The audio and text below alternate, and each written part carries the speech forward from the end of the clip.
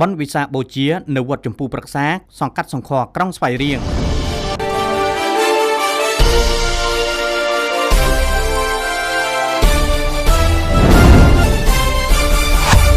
រសៀលថ្ងៃអាទិត្យ15កើតខែពិសាខឆ្នាំម្សាញ់សប្តាហ៍ស័កពុទ្ធសករាជ2568ត្រូវនៅថ្ងៃទី11ខែឧសភាឆ្នាំ2025នេះឯកឧត្តមម៉ែនវិបុលប្រធានក្រុមប្រឹក្សាខេត្តឯកឧត្តមពេញពោធិ៍សាអភិបាលខេត្តស្វាយរៀងនិងលោកជំទាវអស់លោកស្រីអភិបាលរងខេត្តមន្ទីរអង្គភាពនានាជុំវិញខេត្តកងកម្លាំងទាំង3ព្រះសង្ឃពុទ្ធបរិស័ទយ៉ាងច្រើនកុះករបានអញ្ជើញចូលរួមបន់វិសាខបូជាដែលប្រព្រឹត្តទៅនៅវត្តចម្ពូប្រក្សាសង្កាត់សង្ខក្រុងស្វាយរៀងខេត្តស្វាយរៀងបនវិសាខបូជាបនមួយដ៏ធំក្នុងព្រះពុទ្ធសាសនារាប់ថាជាពុទ្ធានុសារណកិច្ចដ៏សំខាន់សម្រាប់រំលឹកដល់ព្រះពុទ្ធសមណគោតមបរមគ្រូនៃយើងនាថ្ងៃពេញបរមីគឺថ្ងៃ15កើតខែពិសាខដែលពុទ្ធសាសនិកទាំងព្រះសង្ឃទាំងគ្រហស្ថតែងតែធ្វើសក្ការៈបូជាប្រកបដោយជំនឿថាជាមហាកុសលដ៏ប្រសើរជាងនេះទៅទៀតបនវិសាខបូជាតែងតែប្រពធ្វើឡើងជារៀងរាល់ឆ្នាំដើម្បីរំលឹកដល់ថ្ងៃប្រសូតថ្ងៃត្រាស់ដឹងនិងថ្ងៃចូលបរិនិព្វានរបស់ព្រះសមណគោតមដែលជាព្រះអរហន្តសម្មាសម្ពុទ្ធបរមគ្រូនៃយើង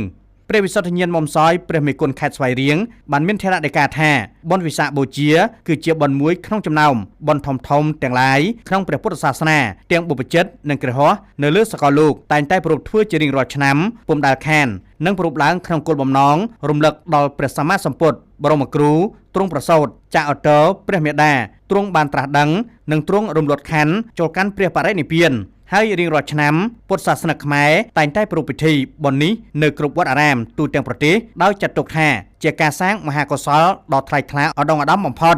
ព្រះមេគុណខេត្តបានមានសន្និការបន្តថានៅក្នុងថ្ងៃវិសាខបូជានេះប្រជាពុទ្ធសាសនិកជនតែងតែធ្វើដំណើរទៅវត្តណាមួយដែលខ្លួនពេញចិត្តដើម្បីចូលរួមក្នុងការប្រារព្ធពិធីមានដើរហែប្រតិសិនជុំវិញព្រះវិហារថ្វាយផ្កាភ្ញីការសូត្រធម៌រំលឹកសរសើរការស្ដាប់ធម៌ទេសនានិងការសាកសួរព្រះធម៌សកច្ឆាធម៌ជាដើមកិច្ចទាំងនេះក៏ជាការប្រសើរព្រោះបាននៅអានិសង្ឃដែលកើតមកពីការធ្វើទានរក្សាសិលធ្វើសមាធិជាដើមប៉ុន្តែអ្វីដែលប្រជាពុទ្ធបរិស័ទគូបានទទួលផលប្រយោជន៍ឲ្យកាន់តែពិសេសនោះគឺការដែលប្រជាពុទ្ធបរិស័ទគប្បីយល់ឲ្យកាន់តែច្បាស់ថែមទៀតអំពីសារៈសំខាន់របស់ថ្ងៃទាំង3នេះដើម្បីជាប្រយោជន៍សម្រាប់យកមកប្រតិបត្តិនិងអនុវត្តជីវិតប្រចាំថ្ងៃរបស់ខ្លួនឲ្យបានសមនឹងការបានអញ្ជើញទៅចូលរួមពិធីបុណ្យនៅឯវត្តនោះផងដែរ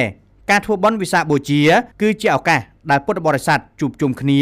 កាលណាមនុស្សជុំគ្នាគឺអាចផ្សព្វផ្សាយគោលធម៌របស់ព្រះពុទ្ធទៅដល់មនុស្សការដែលមនុស្សទាំងអស់នោះបានយល់ជូតជ្រាបនៅគោលធម៌ទាំងនោះហើយបើគេតាំងចិត្តគោរពបដិបត្តិគេនឹងកើតសេចក្តីសុខចម្រើនបើជាសង្គ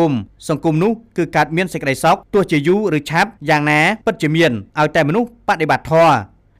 សូមបញ្ជាក់ថាជារៀងរាល់ឆ្នាំវត្តចម្ពូប្រក្សាបានរៀបចំពិធីបុណ្យវិសាខបូជាយ៉ាងអធិកអធមនៅបរិវេណវត្តចម្ពូប្រក្សាសង្កាត់សង្ខក្រុងស្វាយរៀងដោយមានការសូត្រធម៌ចម្រើនព្រះបរិត្តនិងរបាតព្រះសង្ឃជាច្រើនអង្គផងដែរ